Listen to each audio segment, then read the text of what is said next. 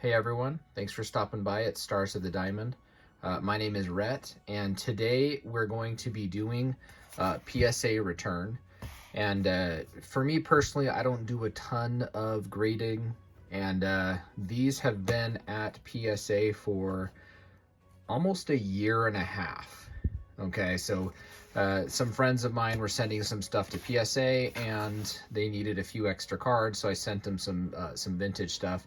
And to be honest with you, I can't even fully remember exactly what is in here. So should be interesting, should be fun. Reuniting with cards after a year and a half is always interesting. Looks like there is one in there that probably didn't get a grade, so let's check that one out first. So there's a Gowdy. So let's check this one out here. What did not get a grade? That looks like an old Judge card. So, do not holder miscut, William Darnbrow.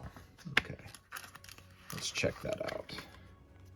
So here is our old Judge card. I really like that one because he doesn't have his name written on the front, so it's just not sure why that is miscut in any way. Looks like a pretty typical old Judge card, so PSA doesn't know what the heck they're doing, of course. Which is one of the reasons I don't do a ton with PSA, to be honest with you. But there's nothing wrong with that old Judge card, but apparently it is miscut and no holder, so thanks for that, PSA. Let's see, some of these are backwards here. So we've got a bunch of cards here and some cards here. So some of these are some pretty specialized type cards, and all gone. So again, like I said, I really don't know what exactly is in here. All right, we'll get back into this. So this first one here is an E241 Fleer card, and it's a strip card, but it has a Frank H. Fleer back on it. So we will flip that over, and the player is Bob Shockey. And this card got a authentic hand cut, which they are not. Again, thanks PSA. So totally a factory cut on that, as you can see both sides, but it was, miscut, I guess, to the side. But since the strip cards are hand cut, PSA thinks these should be too, and they're not. So authentic on that one. Looks like we got a 1914 Cracker Jack here. Or actually this one is, yeah, it's upside down, so 1915 Cracker Jack. And it says 176 there. So this one is Fritz Meisel, and that got a 4. So nice looking card. These are pretty darn thin, so it looks like it's kind of banging around in the holder a bit. So yeah, well, that's awesome. So not fine with the grade, but not with the holder. This one is a 1914, so it has the 144 on the back here, and that one got a 1. Okay, seems a little bit harsh, but all right. It's got some creasing and stuff like that down in the corner. You can kind of see that, but not sure what's getting that a 1. Nice looking card. This other one, the other 1914 that I have here, has significantly more creasing, and this one probably will get like a 1 or a 2 or something. Yeah, so a 1 on that one. Heaney Wagner. So that one got a 1. So not super happy with those grades thus far. So this one is Owen Patton for Des Moines. This is an old Judge card from 1889. And so let's see what this one's gonna get here. This one got a 2. So we got a 2, yeah, pretty decent crease, a little stain. So we're okay with that. Next one, another old Judge card.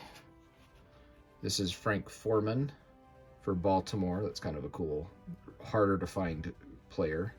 And this one does have some back loss there, so probably just a 1 or something. Yeah.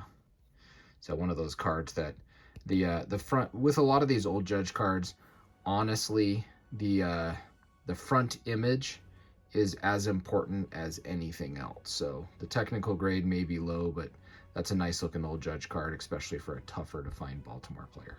So we'll take that all day long. Another old Judge card here. This one, I mean, just some, you know, some slight age toning on the back, but no damage or anything like that. So we'll see what we got here. So this is another 1889. I think his name's Buck West, for Minneapolis. Again, a kind of a tougher player, tougher team. And this one got a 2. Yeah, some staining, some, you know, slight, you know, just age toning on the bottom there. So yeah, we're okay with that.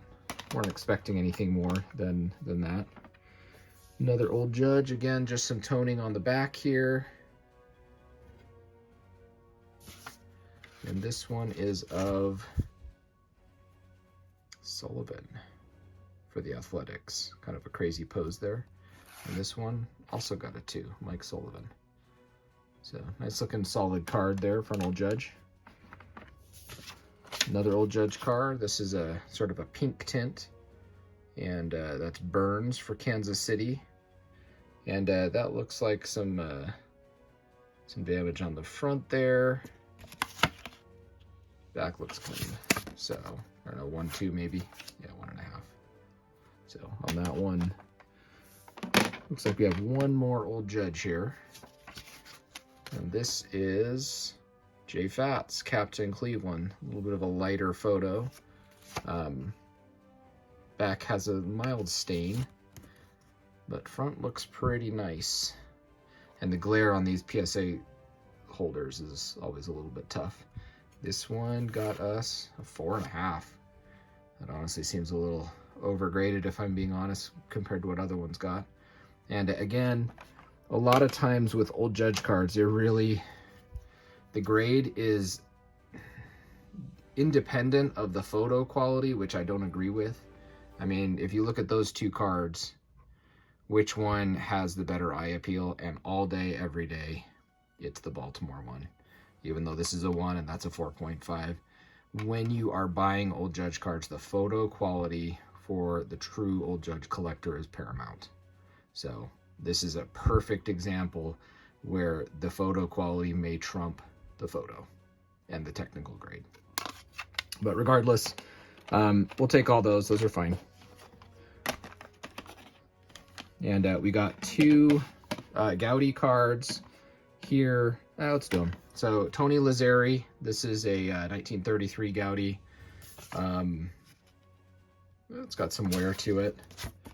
Got some pretty even wear around the corners or anything like that. So wouldn't expect anything above like a 3 or something like that. So yeah, 2.5. We'll take it. You know, maybe a little bit undergraded. You know, for that. I don't see any creases in it. Just some staining on the back. Yeah, we're okay with that. You know, 2.53 would probably be what I would expect out of that. Nicer eye appeal than that. Pepper Martin, 1933 Gowdy as well. This is actually the first, not this example, but this was the first card, vintage pre-war card that I ever got. And my dad bought me a Pepper Martin 1933 Gowdy, and my brother Reese, who's the owner of RMY Auctions, received a 1933 Gowdy of Lefty O'Doul. So 2 minor stars at the time, not Hall of Famers. But let's see what we got on this Martin. The Martin looks really nice from the back. Front as well looks pretty nice. A little bit more wear on that corner than the others. I don't know, 4-ish maybe? Yeah, 5. We'll take it. Take it, yeah. I mean, a little bit more wear on that upper right corner, but a 5 on that. We'll take that all day. It's a really nice looking card. I just remember, for me, this is always going to hold a special spot in my heart, this 33 Gowdy Pepper Martin. I still have the original card that my dad gave me. So a couple more.